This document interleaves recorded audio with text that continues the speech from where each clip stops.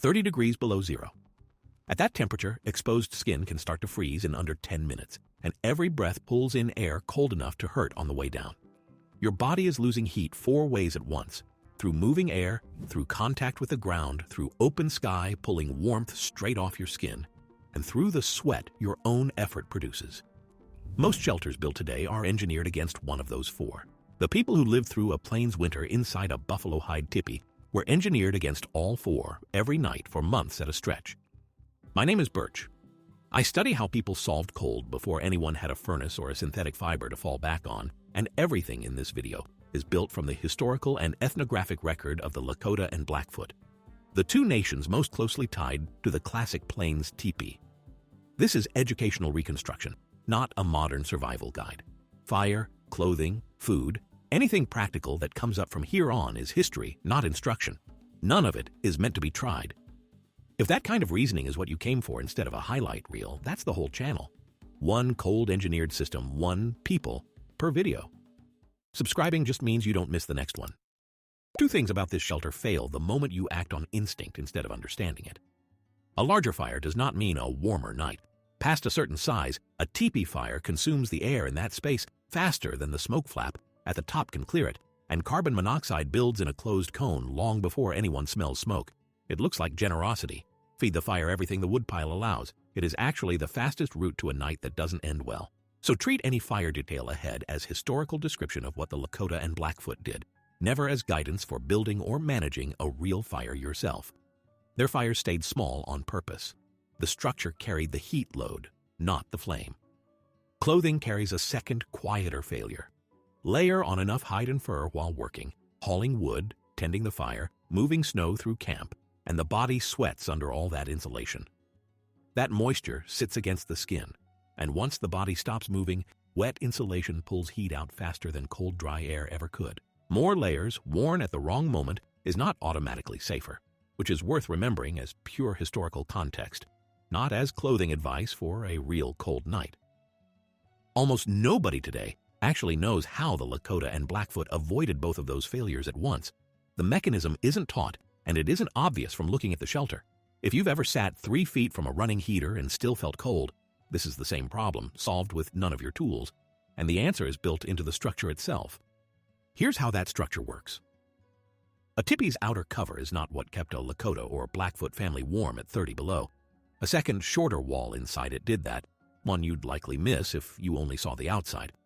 Hung from the same poles, a liner of hide or canvas runs around the interior from the ground up to roughly your own standing height, sitting a few inches in from the outer cover. That gap between liner and cover is the mechanism itself. At the center, the fire sits inside a shallow ring of stones, placed so rising heat spreads evenly around the full circle of the liner instead of favoring one side. Air is drawn in low along the ground under the loose bottom edge of the outer cover and channeled straight up through that narrow gap, gathering heat as it passes the fire before circling the full width of the space and venting out through the smoke flaps above. The fire supplies the heat. The liner and the gap behind it distribute it around a controlled loop, and that loop is the entire answer to how a hide cone stayed livable while the ground outside froze solid. The floor is layered with grass or extra hides, and sleeping platforms sit slightly above it, clear of the coldest air that always pools near the floor. Look closely at reconstructions and the pieces held in museum collections, and you'll notice the liner's base is never weighted evenly. Stones or stake pegs hold it down at specific uneven intervals, leaving small, deliberate gaps in ground contact exactly where the incoming draft needs to enter and nowhere else. Shift that spacing and the loop stalls. 2 poles at the top adjust the smoke flaps, opening the one facing away from the wind and narrowing the one facing into it. Reset through the day as the wind turns, because the whole system depends on that opening staying deliberately uneven. Warm air above the fire is lighter than the air around it, and it rises on its own. That motion is what pulls new air in behind it, up through the liner gap. Block the opening at the base, and there is nothing left to replace what just rose. The motion slows, the smoke stops clearing, and the air near the floor turns colder and more stagnant than it would with the gap left open. The coldest air in the whole camp is let in on purpose, right at that same floor level, because that specific draft is what drives the loop, keeping the rest of the space breathable and warm.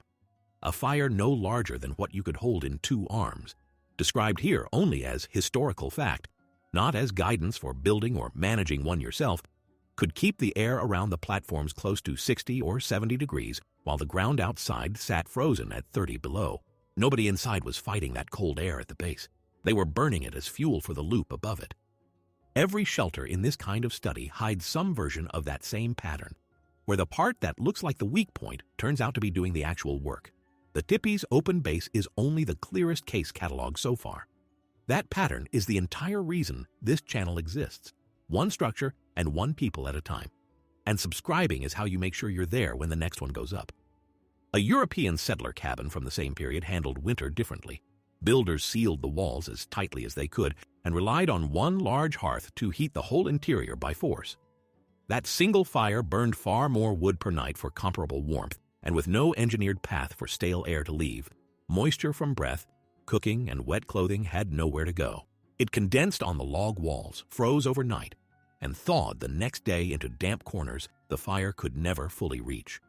Settlers' own written accounts from the period describe cabins thick with smoke through the coldest months, since a single sealed room with one exhaust point cleared air far more slowly than a structure engineered to keep it moving continuously. None of that makes the cabin a poor design. It solved a different problem. Built for a family staying in one place for years rather than a household that moved camp with the seasons and the herds it depended on, and for that purpose it worked well. But if you measure warmth produced per pound of fuel burned inside a structure that could go up or come down in under an hour, on a single night at 30 below, the Tipi's air loop outperformed the sealed cabin by a wide margin.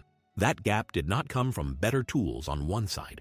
It came from builders who reset that liner and adjusted those flaps every day, understanding exactly where their heat needed to go and how to keep it moving there.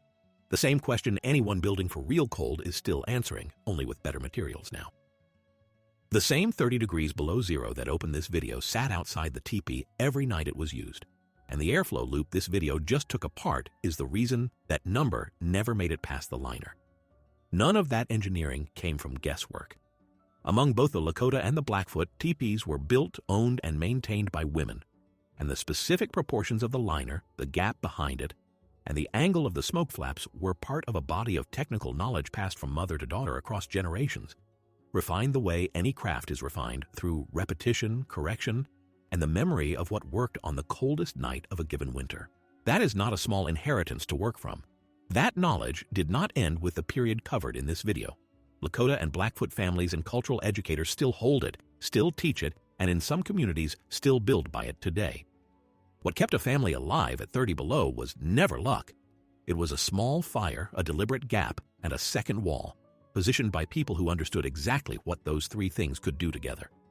The same core problem, how to keep a body alive when the air itself works against it, reappears in every cold climate structure this channel takes apart, solved differently every time by the people who lived with it. If seeing a mechanism explained this way, one shelter and one people at a time, is worth your attention again. Staying subscribed is what puts the next one in front of you when it's ready.